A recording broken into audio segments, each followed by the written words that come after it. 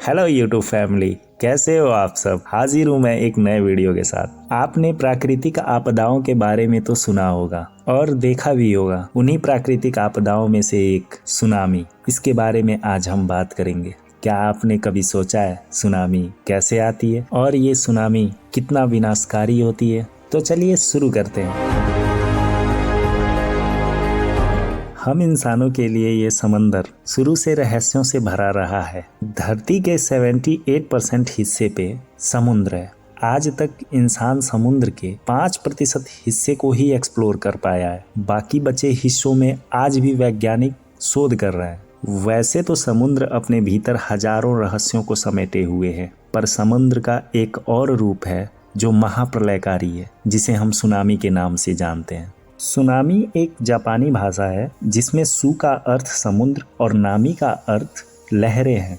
जब समुद्र के तल में भयंकर भूकंप या ज्वालामुखी विस्फोट होते हैं तो इसके कंपन से पानी के अंदर तरंगे उत्पन्न होती हैं और ये तरंगे पानी के लहरों के रूप में आगे बढ़ता है और तटों पे पहुंचकर भारी तबाही मचाता है। इन्हीं सागरी तरंगों को सुनामी कहते हैं। आप इसे इस तरह भी समझ सकते हैं कि सुनामी भूकंप की वजह से आती है। जब धरती पर हलचल होता है तो इसे भूकंप कहते हैं। यही हलचल समुद्र के भीतर उत्पन्न होती है तो उसे हम सुनामी का नाम देते हैं। प्राकृतिक आपदाओं में भूकंप के बाद सुनामी दूसरी सबसे बड़ी आपदा है। इसकी वजह से समुद्र के किनारे बसे शहर हमेशा खौफ में रहते हैं। सुनामी की लहरें इतनी ऊंची और इतनी खौफनाक होती हैं जो पल भर में समुद्र के किनारे बसे शहरों को नष्ट कर देती हैं। इसकी तरंगे एक दीवार की तरह तटों से टकराती हैं और बहुत ही स्पीड से बाढ़ की तरह आगे बढ़ती हैं और अपने आगे आने वाली हर चीज को नष्ट करते हुए आगे निकल जाती हैं। 26 दिसंबर 2004 ये तारीख इतिहास के सबसे खौफनाक तारीखों में से एक है। इस दिन पूरी दुनिया ने सुनामी के रूप में प्रकृति का ऐसा खौफनाक मंजर देखा जिसे सुनकर आज भी लोगों की रूह कांप जाती है। इंडोनेशिया के सुमात्रा द्वीप में 9.15 की तीव्रता वाले भूकंप की वजह से हिंद महासागर में भूकंप की लहरें उठी थी। इन लहरों ने भारत सहित 14 देशों में भयंकर तबाही मचाई थी। साथ ही इसमें 2 लाख से ऊपर लोगों को अपनी जान गंवानी पड़ी थी। इस सुनामी की लहरें इंडोनेशिया और थाईलैंड में 100 फीट से भी ऊंची थी,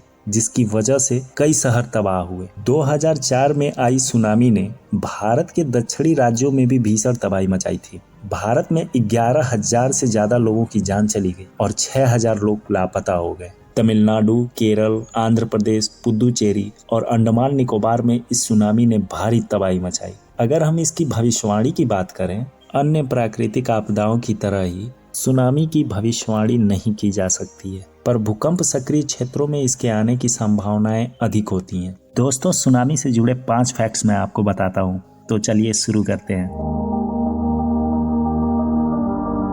फैक्ट नंबर 1, ऐसा माना जाता है कि सुनामी आने से पहले जानवरों को इसके बारे में पहले ही आभास हो जाता है और ये सुनामी आने से पहले समुद्र तटों को छोड़ के ऊंचे स्थानों पे चले जाते हैं। जानवरों के इस व्यवहार को पहली बार यूरोप में उत्पन्न लिस्बन भूकंप के कारण आई सुनामी में रिकॉर्ड किया गया था।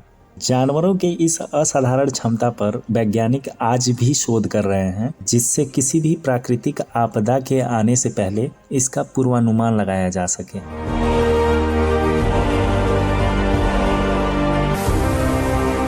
फैक्ट नंबर 2, अगर समुद्र के अंदर सुनामी के स्पीड की बात करें तो ये स्पीड 8046 km प्रति घंटे की रफ्तार से ट्रैवल कर सकती है, यानी एक दिन से भी कम समय में ये पूरे महासागर को पार कर सकती है।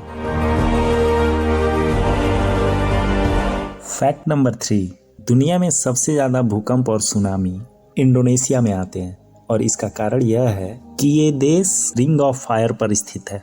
यहाँ की धरती में मौजूद टेक्टोनिक प्लेट्स आपस में बहुत अधिक टकराती हैं, जिसके कारण भूकंप और ज्वालामुखी जैसी स्थिति ज़्यादा पैदा होती है।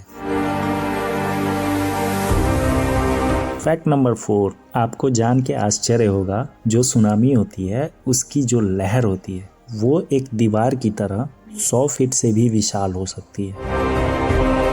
फैक्ट नंबर 5, आप सोचो अगर धरती पर कहीं एक परमाणु बम गिर जाए तो वो कितना एनर्जी उत्पन्न करेगी और कितना नुकसान करेगी। सन 2004 में हिंद महासागर में जो सुनामी आई थी, उस सुनामी में 23,000 परमाणु बमों जितनी ऊर्जा होने का अनुमान लगाया गया था।